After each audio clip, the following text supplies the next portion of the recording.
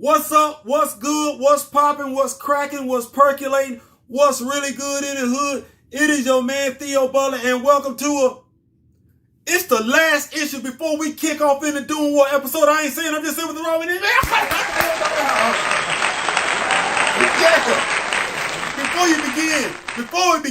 Before anybody begin, like, share, subscribe. You like, leave a comment. If you don't like, leave a constructive comment. This is it. Blackpanther, Volume 5, Issue 12, Part 6, Power, 12-issue story arc, Shuri becoming Black Panther, T'Challa getting some new abilities, the Dora Milaje becoming OP. Yes, we got all this right before we get into Doom War. Yes, and I'm going to shout out to my man, D-Real. Y'all make sure y'all get with him. He's going to be reviewing Panther's Rage. He's going all the way back to the early 70s with Marvel Comics and that. It became his thing. Shout out to you, D. Steezel, for keeping me on top, making sure you let me know, hey, I'm gonna help you out when I see that opportunity in there. For man, listen,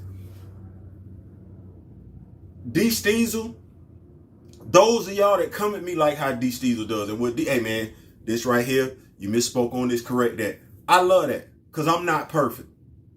I'm not perfect, and I don't think anybody can say y'all have really been able to come to me and say, hey, Theo, bop, bop, bop, bop, bop, and I don't go ahead and handle that business. So D. Steezel, my brother, thank you. You like the unofficial part that's attached to my hip, because you ain't gonna never let me just go out there and be astray. You gonna throw a brother a lifeline, and I definitely appreciate that, whether the brother asks for it or not. And I'm gonna always latch on, because I know you're gonna keep a brother in tune. So here we go. We got this episode. This is it, the final issue. This is it. Shuri's story arc as Black Panther. Reginald Hudlin started it. Jonathan, I want to make sure I say his name, Jonathan Mayberry continued it. It's right here. Hold on, we're going to come back. What is this? Another beautiful cover by Paul Renard with all of our main antagonists. Shuri, Namor, Mr. Fantastic, The Thing, and the Human Torch. And this, ladies and gentlemen, this is the last chapter before we get into Doom War. So let's go. Before we begin, though, shout out to D. Steezel for keeping me on my toes for the past few issues. I've been crediting Reginald Hudlin as the writer when since issue 7, Jonathan Mayberry has been the writer, with Ken Lashley on pencils, Paul Neary on inks, Paul Mounts on colors, and VC's Corey Pettit on the letters as we continue with Power, Part 6. You know what, though? Let me give D. Steezel and those like him their flowers. Since day one, he has been a supporter.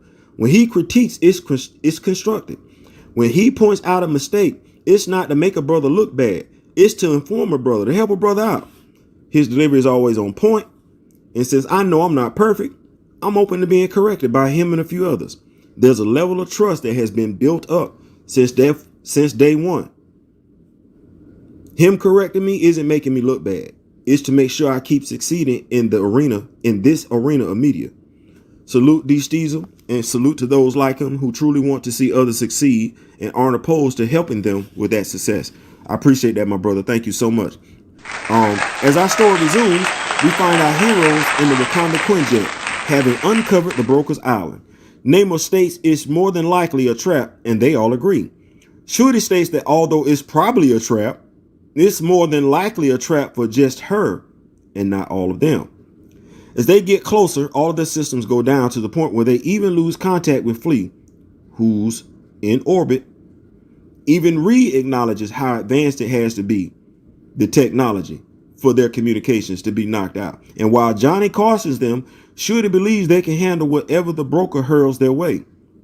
Back in Wakanda, we see protesters gathering after Aurora's response to one of the protesters. Mind you, we still don't have the person who said there was that guy reaching for a gun, nor do we have the person that hurled the water bottle at one of the scientists. We also don't have either one of the scientists, specifically the one who was hit in the head with a water bottle. I ain't saying, I'm just saying. Nevertheless, as Aurora and Ramunda reach out to T'Challa for assistance, he tells them basically that he and Wakanda on cool to one another. Like, I ain't got nothing to do with Wakanda. Wakanda ain't got nothing to do with me. Aurora wants to know if that applies to she and he, as in their marriage. To which he just tells her they are experiencing a rough patch right now. And it only gets worse when Aurora is placed under arrest for her attack on Ram Matunga. Get that boy. As she informs him of the arrest, T'Challa tells her to surrender. That if she doesn't, things are going to get hella nasty, and publicly her image will be destroyed forever. As he boards his own Quinjet, one of his guards assures him that frequency jammers are in place. No conversations can be monitored from this point going forward. We see T'Challa telling someone that he just hung his wife Aurora out to dry, that the plans are in motion, that they can't be stopped. Next page over, we see Shuri and the rest of the gang about to pull up on the broker, and they are immediately met by a mandroid. You know, I ain't seen a mandroid since John Byrne run on the X-Men. I ain't saying, I'm just saying. Not impressed, everyone on board busts out laughing until the mandroid wrecks their jet. Reed wants to get Shuri to safety, but once again, she ain't hearing it. So my girl jumps out, which makes sense because the aircraft is exploding. Like, the only time you should want to jump out of a perfectly good plane is if it's no longer a perfectly good plane. Never mind. Y'all know what I'm saying.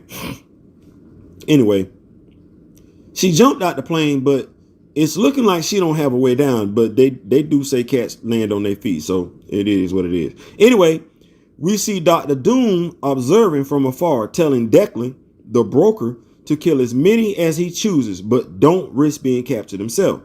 Now, as a reader, I'm asking myself, does Dr. Doom really think this guy and any of his goons are going to be able to seriously injure 3/4 of the Fantastic Four, Namor, and the Black Panther? Like he's personally tried, Doom has tried and failed on multiple occasions. So I'm trying to figure out what makes him think this dude, who's a lesser villain than he is, going to succeed. Never mind. Either way, Doom is confident. He tells Declan to kill Reed last. Yeah, right. Declan is a realist, though, and he reminds Doom of what's real and what ain't. Somewhat coming back to his senses, Doom asks for Declan to at least give him 1 hour. As the two men converse, we officially learn that Doom and the Desturi are connected to one another. Back on the field of battle, we see the Thing face off against a souped-up Crusher Creel, aka the Absorbing Man. In essence, he absorbs the properties of anything he touches. From that beatdown, we shift over to see Namor being stomped on. Really? $1 million bounty for his ankle wings? Admittedly, though, it's not looking too good for the visitors. It's not. They taking L's right now. We turn our attention back to Shuri, who's being pursued by the mandroid that just destroyed their ship. And she's deployed her glider wings. She also disperses what appear to be marvels, but are actually mini holographic projectors, which have their own built-in heat signatures. Oh, God, help me. No. You know, if you ever ask Shorty what's her body count, you asking her for a whole different reason than you asking another female what her body count is. I ain't saying, I'm just saying. Back in another remote location, we see Desturi 1, that's what he's calling himself, calling his brothers and sisters to arms as we see from multiple screens the arrest of Aurora, protests, police corruption, the seizing of a news station, military coup, and the Queen Ramonda herself being taken into custody. Back in the headquarters of Declan, Mrs. Tickle informs him that their team of bad guys are facing an uphill challenge. The broker likes his chances, though. From there, we see Desturi 1 being brought up to speed on where the coup stands. Long story short, as of right now, the Desturi control all of Wakanda. Back on the battlefield, the tide has been turned. Next page over, we see the gentleman that Desturi 1 was speaking to. Where before they thought it was only 8 levels of security, they have since found that it's 12. Rather than trying to figure the codes out, they decide to take a shortcut. Doom just says, hey man, listen, pop one of them dudes, get the information we need. Returning to our group of heroes, Flea compliments them on their success, but then warns Shuri of an attack from Roger Gocking, aka the Porcupine Man. Can y'all believe that this guy has been the love interest of Spider-Woman? Yep. And is low-key the unofficial father of her son, as in he's basically the stepdaddy. Anyway, after making short work of him, Shuri goes after Declan, but he's not pressed. 1 hour, 12 minutes, and 44 seconds later.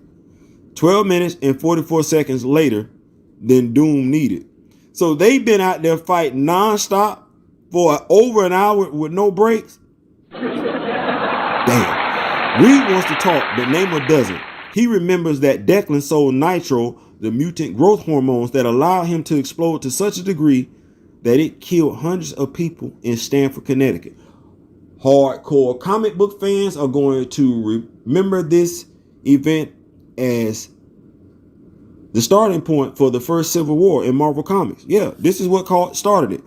Started off the whole Super Registration Act. In the MCU, they adapted this storyline for the movies. Out went the Superhero Registration Act, in came the Sokovia Accords. Steve Rogers appears to die in this storyline at the hands of Sharon Carter. Appears. Any Captain America fan is going to tell you he did not die. Nevertheless, that's a long story. Long story short, he didn't die. Sharon Carter didn't kill him. She just thought he did. She did. Back to our story, though. The trio of Shuri, Namor, and Reed want to know what, when, where, how, and why when it comes to the broker and his involvement with what's going on in Wakanda. My brother literally tell them, don't hate the player, hate the game like that. Damn. He says this while fading to black, like he literally fades out on the head. Fade out on the head. While the three of them watch as Indega boasts of being the new press secretary for the Dasturi party. Boy. A couple of panels later, we see Doom setting foot in Wakanda.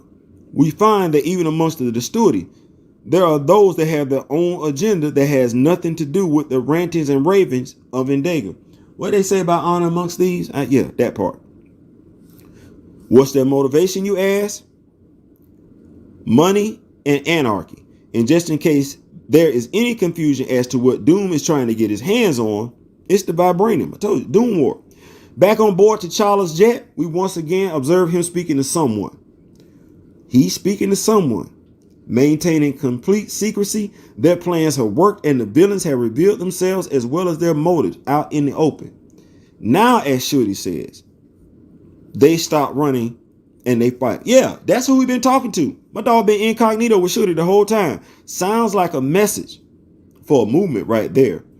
Now, we stop running and fight. Y'all know what's next, right? What's on the horizon? Yeah, y'all see it. Before I end this, though, I realize there might be those of you who want to know what happened to the Fantastic Four after this story. Well, as we find ourselves back in New York, we see some odd-looking creatures called mole men coming out of a manhole cover. A truck comes, and while two jump out of the way, the third one ain't so lucky. Buddy looks DOA, and if he ain't, his head being popped off definitely signals it. Like he should be dead.